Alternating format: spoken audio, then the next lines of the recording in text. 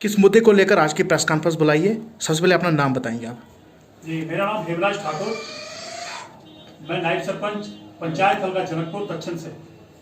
तो आज का जो हमारा प्रेस कॉन्फ्रेंस का मुद्दा है वो महकमा आरडीडी के अंदर जो स्कैम्स हो रहे हैं उसके ऊपर है। और दूसरा हमारा पॉइंट है जो हमने हमारे पंचायत के सरपंच के लिए नो कॉन्फिडेंस मोशन दिया है उसके ऊपर है। सबसे पहले मैं स्कैम की बात करूंगा। जहां तक की बात है स्कैम्स का, हमारे सरपंच महकमे के साथ मिलके बहुत बड़े बड़े घोटाले कर रहे हैं हमारी पंचायत के अंदर। शायद आप लोगों को ये जान के बहुत अफसोस होगा कि आज तक हमारे लोगों को ये नहीं मालूम कि उनको मटेरियल का भी पैसा मिलता है। ये हमने इंक्वायरी 2016 से फिर शुरू की है कि मटेरियल का पैसा भी लोगों को मिलना चाहिए, उनका हक है। वो पैसा गिने चुने वेंडरों के अकाउंट में जाता है और हमारे जो सरपंच है वो अकाउंट फ्रीज करा के, बैंक कर्मचारियों की मदद से फ्रीज करा के वो पैसा पर्सनल अपने अकाउंट में ट्रांसफर करते हैं, जबकि ऐसा नहीं होना चाहिए।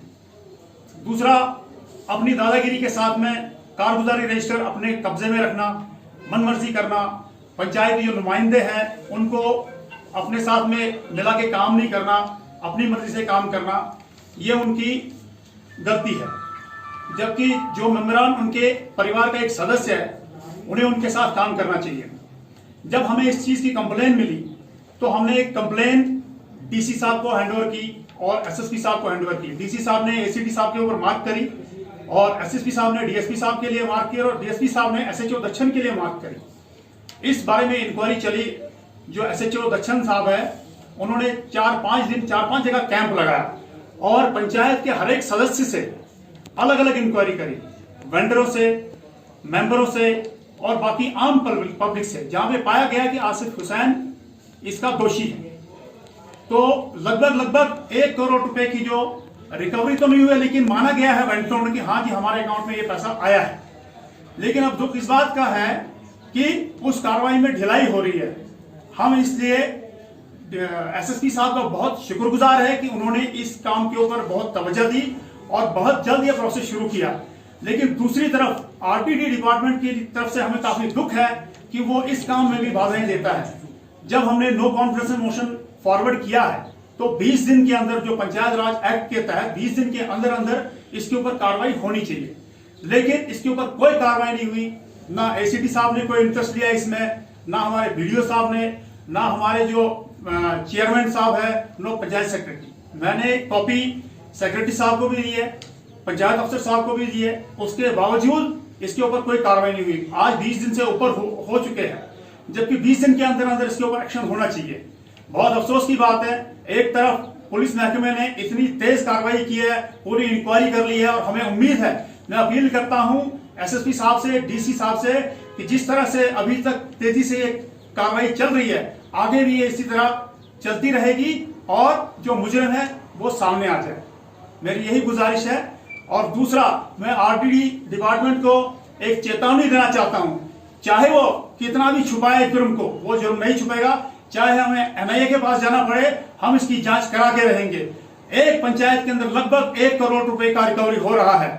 1 करोड़ रुपया कोई मामूली बात नहीं है। 9 पंचायतें हैं दक्षिण के अंदर। अगर ऐसे हिसाब लगाए पूरे डिस्ट्रिक्ट किश्तवाड़ के अंदर, तो मेरे ख्याल में आप अंदाजा लगा सकते हैं किस लेवल का घोटाला है। और इस घोटाले में मतलब इस बैंक के कर्मचारी, जो जेएंड के बैंक के कर्मचारी है वो भी है। कैसे वो किसी इंडिविजुअल की इंफॉर्मेशन के बिना उसकी अकाउंट की जानकारी शेयर करते हैं दूसरे को और उसका अकाउंट फ्रीज करके किसी के पर्सनल अकाउंट के अंदर उसको ट्रांसफर करते हैं। बहुत दुख होता है कि हम आज 21वीं सदी के अंदर है, लेकिन उसके बावजूद हमारे साथ में ऐसी ऐसी घटनाएं होती है। हम गरीबों के, अपने अवाम के हक के लिए लड़ रहे हैं और लड़ते रहेंगे, चाहे हमें किसी भी हद तक जाना पड़े। हम शुक्रगुजार, एक बार और हम शुक्रगुजार है डीसी साहब का, एसएसपी साहब का। उन्होंने बहुत अच्छा कोऑपरेट किया। डीएसपी साहब को उन्होंने पर्सनली दक्षिण भेजा, उन्होंने भी अच्छा कोऑपरेट किया, साथ दिया हमारा। और उम्मीद है आगे जो है कार्रवाई इसी तरह अच्छी तरह चलती रहेगी। धन्यवाद। पूरे दक्षिण इलाका की अगर इंक्वायरी भी हुई, अभी तक फिर आपको जब इतनी इंक्वायरीज होने के बाद आज आपको क्या आफत आन पड़ी कि आपको फिर प्रेस कॉन्फ्रेंस देनी पड़ी?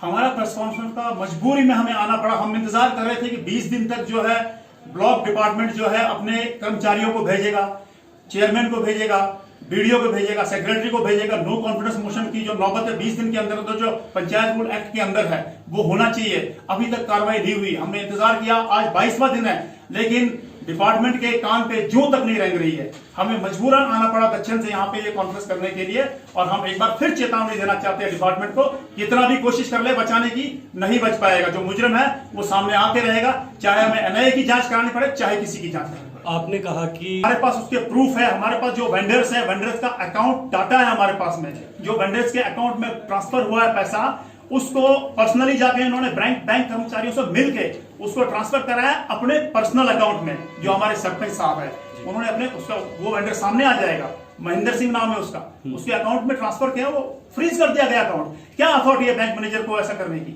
और सबसे बड़ा स्कैम तो यह है कि जो आसिफ हुसैन है, जितने भी उसके अकाउंट है, वो अभी तक केवाईसी कनेक्टेड नहीं है। क्यों? जबकि एक इंसान, आम आदमी अगर बैंक में अकाउंट खोलने के लिए जाएगा, कम से कम 10 दिन चक्कर काटने पड़े, गारंटर लाइए, पैन कार्ड लाइए, ये लाइए, डॉक्यूमेंट फॉर्मेलिटीज लाइए। लेकिन इस इंडिविजुअल का बिना केवाईसी कनेक्शन के, और वो भी एक ऐसे ओहदे पे है, सरपंच के ओहदे पे, कैसे इनका खाता खुला और कैसे इनके कहने के ऊपर किसी का अकाउंट फ्रीज किया जा सकता है, किसी के अकाउंट से पैसा ट्रांसफर किया जा सकता है? क्या इसकी बात कहीं हायर अथॉरिटीज तक या एंटी करप्शन ब्यूरो तक पहुंची है? हमने जो हमारे तक जो बात आई है, हमने नॉलेज में डाली है, ये प्रेस कॉन्फ्रेंस के माध्यम से भी मैं ये बात आगे लाना चाहता हूं। और कंप्लेन भी दी है हमने, डीसी साहब को दिए, उन्होंने फॉरवर्ड किए एसीडी साहब तक, लेकिन वो कंप्लेन शायद एसीडी साहब तक ही सीमित रही, आगे नहीं गई। लेकिन जो एसएसपी साहब को दिया हमने, उन्होंने डीएसपी साहब को मार्क करी, डीएसपी साहब ने एसएचओ दक्षिण को मार्क करी। और ये बहुत खुशी की बात है कि उन्होंने एसएचओ दक्षिण साहब ने इतनी मेहनत करके 5 दिन कैंप लगाया और बारीकी से इस मामले की जांच की, और हर एक इंसान से जो है इंक्वायरी की, और हर इंक्वायरी के अंदर आसिफ हुसैन मुजरिम पाया गया, दोषी पाया गया।